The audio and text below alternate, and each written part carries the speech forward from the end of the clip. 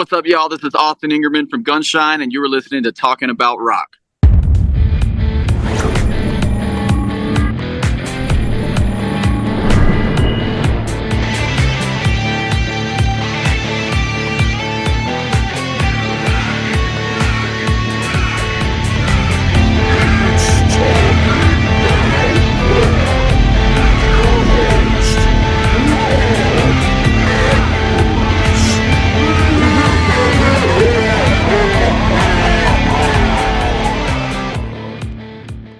All right, today's guest is a Daytona Beach, Florida native.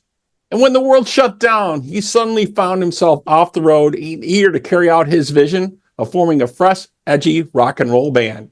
And with that, Gunshine was born.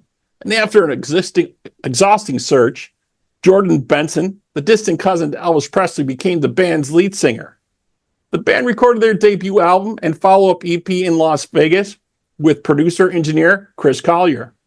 Their forthcoming full-length album, Grand Rising, is out digitally on July 24th. Now, let's say hello to Austin Ingerman from Gunshine. Austin, what's up? Hey, how's it going, man? Thanks for having me. Yeah, definitely. Going great, man. Great. So let's talk about the tracks here. You got, actually, you're selling the physical product already, but the digital is going to be coming out shortly, like we just said. And you guys just released, I think, the 5th track on that, My Oh Miley. So it's kind of described as a playful, tongue-in-cheek kind of tribute to Miley Cyrus. Have to ask you, any history there with anybody or anything with that? Or Yeah, well, so Jordan came in with the title My Oh Miley, but then, so my wife is actually a huge fan of Miley Cyrus. So, but the idea was to kind of take her album and song titles and kind of spin them, into our own thing, kind of. So we used like the end of the chorus says "You're the party in the USA," and then we actually drew inspiration from one of her super deep cut records called Miley Cyrus and Her Dead Pets. And if you listen to the second verse, it's got all these things like Tangerine, Tiger Dreams, all this stuff, and it all came from that album. So it was just kind of a fun thing. And then the song itself is just super. I wanted kind of like an upbeat, kind of driving. Melodic vibe to it. So yeah, it's a fun song. Yeah, definitely great. Another great track. Actually, I heard before I got any press or heard anything, I heard Finite from you guys. And I was just floored. I thought that was fantastic, man. Just coming out swinging right away. I was like, who is this band? Thank you, man. Finite's one of my babies. Kind of had the whole thing. I was working on a different song at the time and a different riff. And then the riff for that one popped in my head, and then I've had these vocal melodies that went along with it for a while with that song. So I had the whole thing written out with all the melodies. I was reading a book called 4,000 Weeks, and in that book, he said multiple times, "We're so finite," and it just kind of talked about how life is so short. So you gotta, instead of getting too stressed out about, like, if you try to, it's good to have goals and stuff, but if you're constantly chasing and you're not enjoying the present moment, it can easily pull you away from life's joys and stuff like that. So that's kind of what the book was about. So and then I sat with Jordan and we kind of finished writing the lyrics. But yeah, that one's a fun one, very melodic, but it's got that kind of heavier vibe. I played my 7-string a lot on that one too. So yeah, just a great track and a great message there, obviously, because people are not living in the present, in the here and now. We're always like seeing what's next or building up what's coming up. So definitely a good lesson with that for sure. Yeah. And I went back and listened to some of your earlier tracks, and I have to say, Wall Said to Call, killer track from the debut album. Just total standout. I'm sure you've heard that before. I'm sure that caught everybody's ears when that came out. And Swing Away, another track from the Checkmate EP. Another killer track, both of those, man. Thanks, man. Appreciate that. Yeah, very, very cool. So tell us a little bit about the rest of the band. We already talked a little bit. We got Jordan Benson on lead vocals, but tell us about the rest of the guys here that's filling out the band. Yeah, so we when we first started the band, we had a couple different guys. Actually, when we started the band, we didn't even have a bass player. I wrote a lot of the bass lines, like on the demos and stuff like that. And then our producer, Chris Collier, he actually played bass on the first record. But then when it was time to play live, we had one of Jordan's friends come in on bass, and then our drummer was a guy who I had known for a long time. But both of those guys that we kind of started with just kind of couldn't do the touring life anymore. You know, one of them wanted to have a kid and kind of go, you know, different direction with his life and stuff like that, which happens totally. That's kind of part of times. A lot of times in bands, right? Yeah. Yeah, but I think it was the summer of 23, we got Jake Tripp, our bass player. And then October of 24, we got Tommy on drums and Tommy Salzberg. And those guys are just total like road dogs. They brought a whole new, passion to the band and stuff like that. So excited for the next chapter, you know, as we start working on the next record to kind of see, what it's like, you know, writing all together and seeing what that might be like too. But those guys are absolutely killing it, you know, with the live show and everything so far. Yeah. And that's what it's all about at this point, right? The live shows, the live experience, you know, and obviously your music is very passionate, very driven for sure. What would you say maybe influences your sound or style or something you draw upon?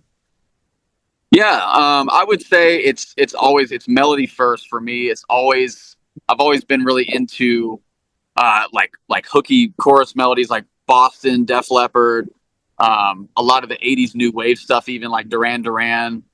Honestly, just anything that's catchy. I'm a 90s kid, so I was also raised on a lot of like the pop stuff that was coming out. I was hearing at the time, you know, like whether it be the boy band stuff or Avril Lavigne or any of those kind of things, but just these super catchy pop songs. So that's kind of my thing. It's like, pop music disguised as rock, but with the edgy guitars and kind of making it to where it's not, it's got the swagginess and the heaviness, but it's also got the soaring kind of melodic thing about it too. That's kind of, I think, what I try to aim for in my head. Yeah, you're definitely hitting that on a lot of the tracks for sure. So let's talk a little bit about your gear. All the musicians listening out there, they always want to know about, what's your preferred axe, amp, or effects. Do you have go-to stuff? Do you like to experiment? What can you tell us about your gear on the road? Yeah, for me, it's always it's kind of a Marshall Les Paul, not really reinventing the wheel too much when it comes to that. It's just kind of like something about that, the bite, so for me, it's a Marshall JCM 800. I use a Boss Super Overdrive on the front end of it. And then I have a 94 Les Paul Standard. That's kind of my mainstay that I've been using on all of our records and live and everything too. So, and then when it comes to adding production layers and experimenting with like other parts, I just kind of I use a lot of sounds in Logic as well. So different effects and stuff that are built into Logic. So like I end up using like univibe sounds and like whammy pedals and stuff like that. It's kind of, in terms of like layers and stuff, it's really just like whatever's in my head. But for the main rhythm sounds, it's typically Marshall, JCM 800, and Les Paul. Yep. And another thing which is coming up all the time, and I'm sure people are always concerned about, is the rise of AI in all different things, right? Music, art, everywhere, business, but especially in songwriting lately. We're starting to see that creep up in areas where sometimes they're even creating, fictitious figures and creating songs and things like that. I've run across artists who's actually had, fictitious songs placed on their profile on streaming services. Concerns or comments about that? Yeah, I think it's a scary thing. I mean, I think it can be used for certain things, like if you're figuring out, if you're meal prepping or something for the next week and you want to see, like, get it to help you make a plan or something like that. But anything creative, like when it comes to songwriting or art, it's just, I mean, I can't speak for other people, but for me, the whole reason I even started Gunshine was because I wanted to get my song ideas out there. So if you take that away, I was already just playing guitar in a different band. That wasn't I'm not happy with just being a guitar player. So that for me, it would defeat the whole purpose of even having a band, starting this band and everything. So that's what makes it fun for me, is creating things out of thin air, hearing things in my head. And yeah, if you took that away, it would just be boring for me. And so I would never even consider kind of even using AI for anything. I would stay away from that wholeheartedly. But, I can't speak for other people. And I know it's got its uses that certainly can help with certain things, maybe on the businessy end of things, But like I said, anything creative, I think humans are still, when you're using your full potential, you're still far superior. all the AI stuff I've heard so far musically is very generic. It's not outside of the box. You know, go listen to our song Table Dancing or Meet You There, Till the End of Days, and tell me, you know, if that's Yeah. if AI, you know, Single Looks Good on You is another one. Yeah. I mean, but you know, as you get into some of the stuff we have that's more progressive and outside the box, you know, I think that's what it's all about as an artist, is trying to push boundaries. And the more we can do that as humans and as artists, I don't think AI is going to be able to catch up to that. Yeah, definitely. I hope not, at least. Yeah, I mean, a lot of the musicians agree you don't get that emotional connection and emotional feeling, and some of the platforms have started even labeling stuff if it's AI created. Yeah, you know, iTunes is doing that, and I'm sure all the other ones are going to follow suit with that as well. It's just kind of crazy to me that the average person, you know, they put out these apps, and the average person thinks they can write a song by just typing in a sentence. It's like, oh, I wrote a song. No, yeah. you know, you didn't write a song. It wrote something of resemblance of a song for you. Right. Which, yeah, it's just crazy. Definitely. Yeah.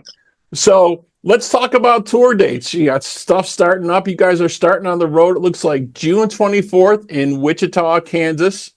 You guys got stops at the Whiskey on July 10th. Nashville, September 11th at the Vinyl Lounge. Sounds like you guys are getting geared up. You're leaving tomorrow. From the looks of things, we're recording just the day before you guys are leaving. No, we're out here right now, man. I don't know if you can look at the dates that we've been out here since June 4th or whatever. So, okay, all right. Yeah, we just had 2 days off, but yeah, I'm actually calling you from the road right now. We're in Colorado. So, but yeah, man, it's going great. We got a lot of great shows so far. A lot coming up. Like you said, we got the Whiskey. We have this Sturgis we're playing Full Throttle this year in August. So, staying busy, and we've heard from our fans and some crazy stories and stuff so far. People listening to our songs and driving miles and miles to see us. So it's been going great so far. Yeah, definitely. So a couple months back, you guys played Michigan, wasn't it? Saginaw, Michigan, I think, like that, with some friends of ours. Night Shift Special and Chase Engeluk there. You guys played that show. I don't know if you recall that at all, but yeah, definitely a lot of good things to say about that show when we spoke to him. Yeah, that was last year, I think, right at the the Vault, I think was the name of the venue. Yep, the Vault. Yep, absolutely. Yep. That was awesome. Yeah, very, very cool. So you folks out there, you can check out all the additional dates at bandsintown.com. You can check out the links to the video for My O'Malley and Finite in our Hall of videos at talkingboutrock.com. All right. So that wraps up this episode. Thanks to my guest today, Austin Ingerman from Gunshine. And to our listeners, we hope you're doing your part by keeping the torch alive and supporting live music wherever you are. Austin, again, man, thanks so much. Awesome, man. Thanks again for having me.